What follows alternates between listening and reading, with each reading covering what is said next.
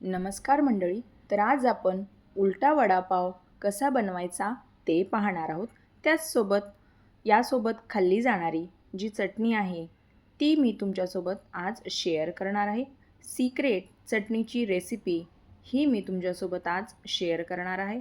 तर मंडळी चला लगेच रेसिपीला सुरुवात करूयात. तर इथे सगळ्यात आधी मी बटाटे असे उकडून घेतलेले आहेत. तर हे पहा, अशा पद्धतीने आपल्याला सगळे बटाटे असे उकडून घ्यायचे आहेत आणि याला आपण थंड झाल्यानंतर बारीक असं करून घेणार आहोत. तुम्हाला जर हवं असेल तर तुम्ही याला खिसणीने सुद्धा बारीक असं खिसून घेऊ शकतात. एकदम असं बारीक याला आपल्याला चुरून घ्यायचं आहे आणि हे साईडला ठेवायचं आहे. त्यानंतर पुढे आपण पुढची तयारी करून घेऊयात. तर इथे मी हिरव्या मिरच्या, कोथिंबीर, लसण आणि अद्रक आपल्याला हे मिक्सरला बारीक असं वाटून घ्यायचं आहे. हे पहा, अशा पद्धतीने. आता त्यानंतर पुढच्या चटणीची आपण तयारी करूया. तर इथे डाळ व हिरवी मिरची, कोथिंबीर, लसण, अद्रक घेतलेली आहे आणि यामध्ये थोडंसं मीठ घालायचं आहे आणि थोडीशी आपल्याला साखर घालायची आहे. तर ही चटणी आपण याच्यासोबत खाण्यासाठी तयार करणार आहोत, वड्यासोबतसाठीची. तर आता यामध्ये थोडंसं लिंबूसुद्धा आपल्याला पिळायचं आहे. लिंबामुळे या चटणीला खूप छान अशी टेस्ट येते. तर हे पहा, अशा पद्धतीने आपण इथे ही चटणी बनवून घेतलेली आहे. अगदी आपण गाडीवर बाहेर खातो ना, त्याच पद्धतीने ही चटणी बनवून तयार होते. तर आता आपण पुढची तयारी करूया. तर इथे कढई गरम करायला ठेवलेली आहे. त्यामध्ये तेल घालायचं आहे. तेल छान असं गरम झालं की जिरे मोहरी घालायची आहे. जिरे मोहरी छान अशी फुलली की लगेच त्यामध्ये थोडीशी हळद घालायची आहे आणि थोडासा हिंगसुद्धा घालायचा आहे. तर हिंग नक्की घाला, हिंगामुळे खूप छान अशी टेस्ट येते.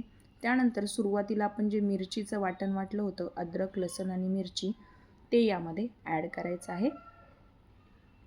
आणि तिखटाचं प्रमाण हे तुम्ही तुमच्या आवडीनुसार इथे नक्कीच कमी जास्त करू शकतात. तर आता हे छान असं आपल्याला परतून द्यायचं आहे आणि आता त्यानंतर यामध्ये आपल्याला बटाटे ॲड करायचे आहेत. तर आपण इथे सगळे बटाटे ॲड करणार आहोत. छान असं याला बारीक करून घ्यायचं आहे. जर असं वरून नाही बारीक झालं ते भाजीमध्ये सुद्धा तुम्ही याला चमच्याच्या साहाय्याने असं चांगलं असं बारीक करून घेऊ शकतात.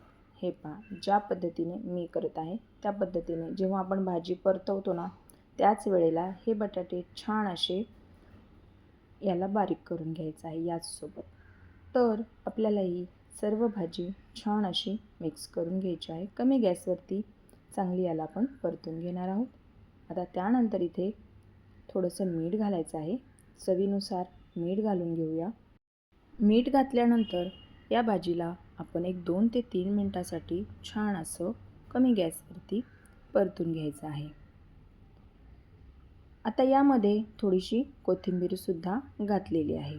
बारीक कट केलेली यावरती आपल्याला कोथिंबीर ॲड करायची आहे आणि चांगलं याला मिक्स करून घ्यायचं आहे. त्यानंतर इथे मी अर्ध लिंबूसुद्धा पिळलेला आहे. लिंबामुळे या वड्यांना खूप छान अशी टेस्ट येते, त्यामुळे नक्की घाला. आणि जर लिंबू नसेल तर तुम्ही इथे आमचूर पावडरचा सुद्धा वापर करू शकतात. तर आता इथे लिंबू घातल्यानंतरसुद्धा आपल्याला याला चांगलं असं मिक्स करून घ्यायचं आहे. तर हे पहा, तयार झालेली आहे आपली भाजी. आता याला आपण साईडला ठेवूया. तर आता जे वड्यांसाठी आपल्याला पीठ लागणार आहे आपण ते बनवून घेऊया. तर इथे मी बेसन पीठ घेतलेलं आहे 2 वाट्या आणि त्यासाठी इथे लाल तिखट, हळद आणि मीठ घातलेलं आहे आणि थोडासा ओवासुद्धा इथे घातलेला आहे.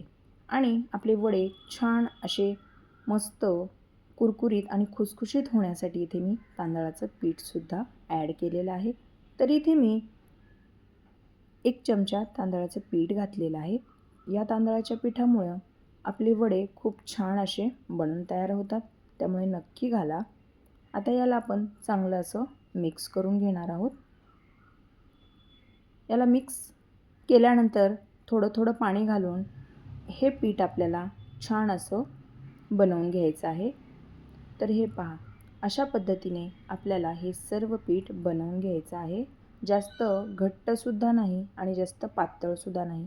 जास्त जर आपण पातळ बनवलं तर वड्यावरती कोटिंग राहत नाही, ते तेलामध्ये खाली लगेच त्याचं पीठ येतं.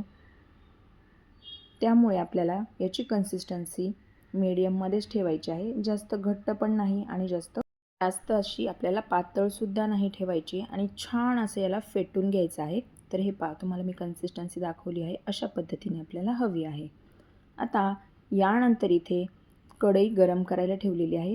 तर आपण जी सिक्रेट चटणी बनवणार आहोत वड्यांसोबत खाण्यासाठी, त्याच्यासाठी मी इथे लसूण घेतलेलं आहे.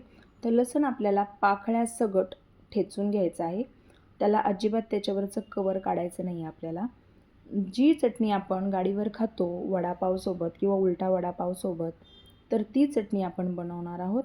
तर हे पहा, मी इथे तळून घेतलेला आहे लसूण. छानपैकी लाल रंग होईपर्यंत हा लसूण आपल्याला तळून घ्यायचा आहे. आता तो थंड होण्यासाठी मी साईडला ठेवला आहे आणि त्याच कढईमध्ये आपल्याला जे आत्ता आपण पीठ बनवून घेतलं होतं त्याचे आपल्याला छोटे छोटे त्याच पिठाचे भजे तळून घ्यायचे आहेत. तर हे पहा, अशा पद्धतीने आपल्याला याचे भजे तळून घ्यायचे आहेत. एकदम छोटे छोटे बनवा, जास्त मोठे नाही बनवले तरी चालेल, कारण आपल्याला याचा वापर चटणीमध्येच करायचा आहे. त्यासाठी आपण हे सगळ्यात आधी तळून घेतलेले आहेत. तर हे सुद्धा आपल्याला छान असे कमी गॅसवरती तळून घ्यायचे आहेत, जेणेकरून हे आतमध्ये कच्चे नाहीत राहणार. अशा पद्धतीने आपल्याला तळायचे आहेत. तर हे पहा, अशा पद्धतीने मी इथे तळून घेतलेले आहेत. पूर्णपणे थंड झाल्यानंतर याच्यामध्ये आपल्याला मिक्सरलाही फिरवून घ्यायचं आहे. मीठ, लाल तिखट आणि जो आत्ता आपण लसूण तळून घेतला होता तो यामध्ये ॲड करायचा आहे. हे पहा, मस्त आपली वडापावसोबत खाण्यासाठीची जी चटणी आहे ती तयार झालेली आहे. तुम्ही पाहू शकतात. आता आपण याला साईडला ठेवूयात. त्यानंतर इथे मी 2 पाव घेतलेले आहेत.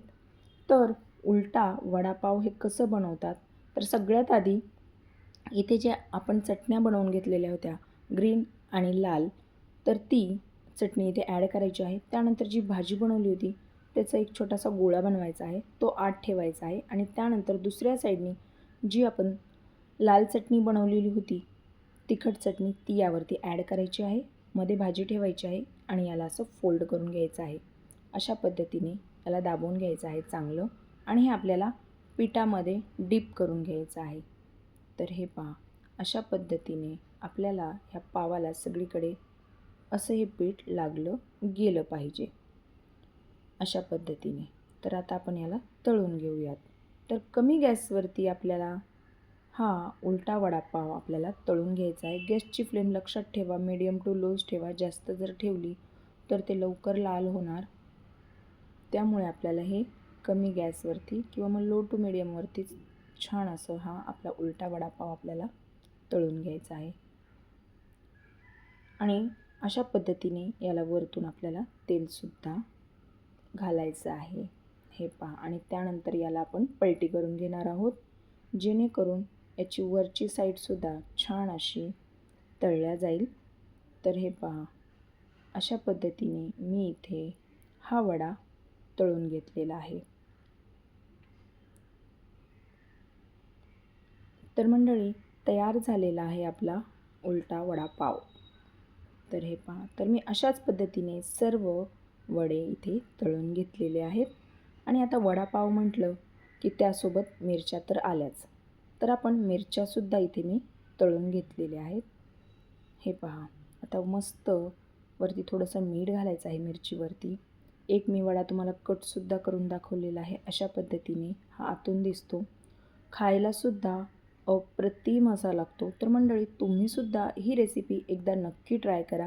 आणि ज्या मी चटण्या तुमच्यासोबत शेअर केलेल्या आहेत, तर त्या चटण्यासुद्धा तुम्ही एकदा नक्की ट्राय करा.